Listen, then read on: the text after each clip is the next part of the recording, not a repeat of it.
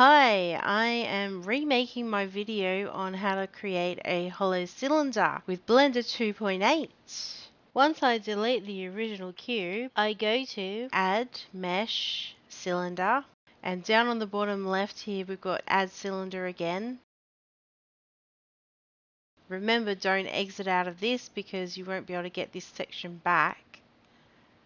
Here you can change everything from the cat fill type to the vertice size, depth, radius. Make sure you choose nothing. And now, as you can see, we can't see the invisible side of the mesh. So if you click on the full moon icon on the top right, you can set backface culling, tick it, and then we come down to the little spanner, which is the modifier. Add modifier. Find your solidify, which is almost down the bottom. There we go. Here you can change the thickness.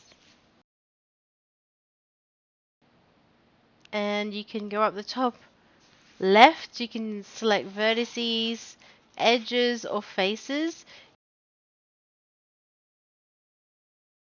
If you hit Alt while clicking on the faces, you can select the whole outer area.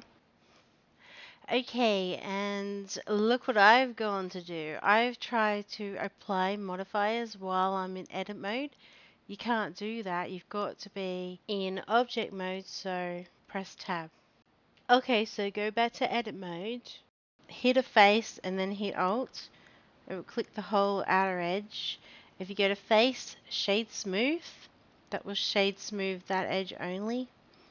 And then you can do it on the inside as well. So hit one face and then Alt and then face and shade smooth.